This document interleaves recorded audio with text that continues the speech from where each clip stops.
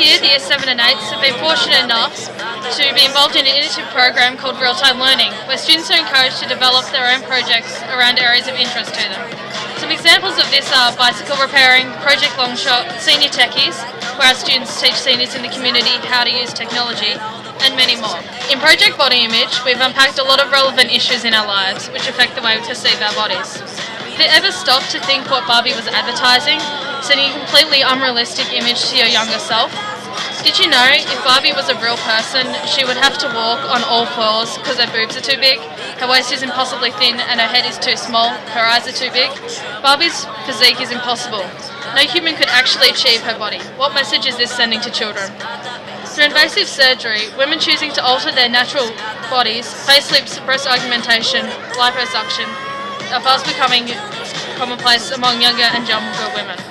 Today, I hope that through your newly gained knowledge of political, social and musical influences, you'll make decisions when next looking at an item, whether it be a magazine or a doll. Be critical of it. What is it making me think? Question everyday things and be yourself, not who they tell you you should be. Be you to the max.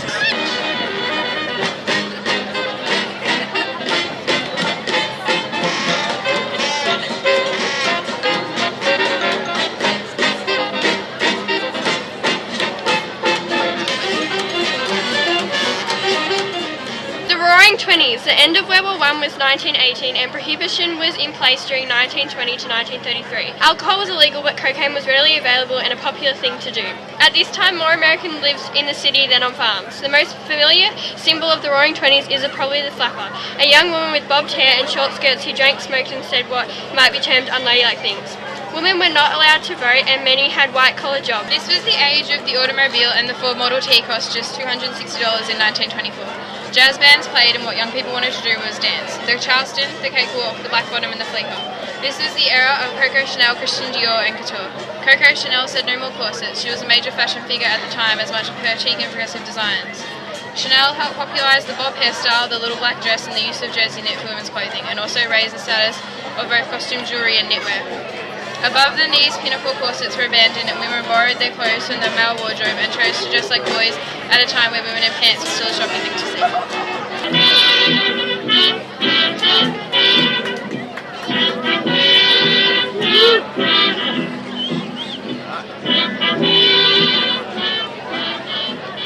World War II made a huge impact on ladies' fashion during the 1940s. Women brought up during the harshness of the Great Depression made do by recycling, making coats and jackets out of old blankets. Less fabric meant lean styles with narrow hip lines and a trim over all appearance.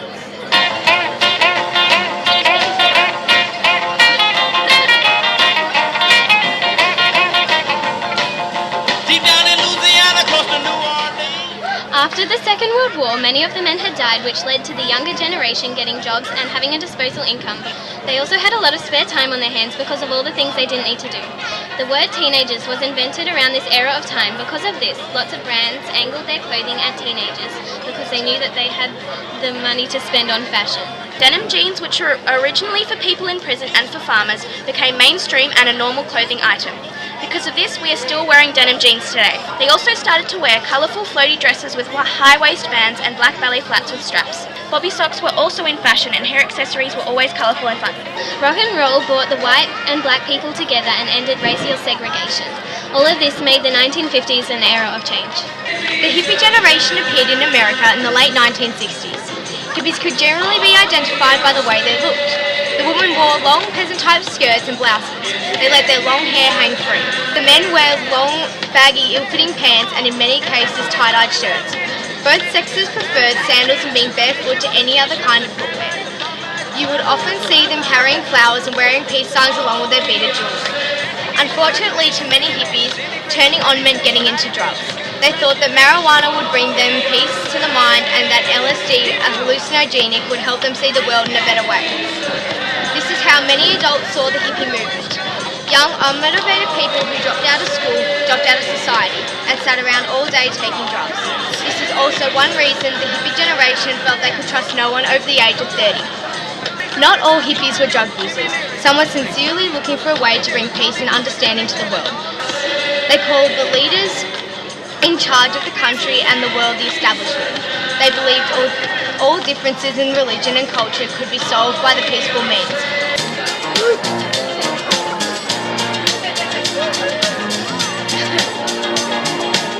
Disco was more than just music. The disco scene also had a subcultural centred around club-going, dance, fashion and drug use. By the late 1970s, most major US cities had thriving disco club scenes centred on discotheque, nightclubs and private loft parties where DJs would play disco hits through powerful PA systems. Discotheque goers often wore expensive and extravagant fashions.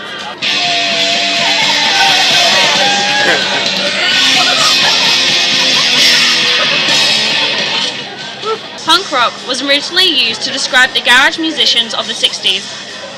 Bands like the Sonics were starting up and playing out with no musical or vocal instruction, and often limited skill. Because they didn't know the rules of music, they were able to break the rules. England's youth were angry, rebellious, and out of work. This is where the beginnings of punk fashion as we know it emerged, and they centred out of one shop. The shop was simply called Sex, and it was owned by Malcolm McLaren. Operated by his girlfriend Vivienne Westwood, who is still a big fashion designer today. After a spell of advertising the New York Dolls in the US, McLaren managed the Sex Pistols, to whom he recruited the nihilistic frontman Johnny Rotten, who sung the controversial record God Save the Queen. The punk movement is still active in many countries today.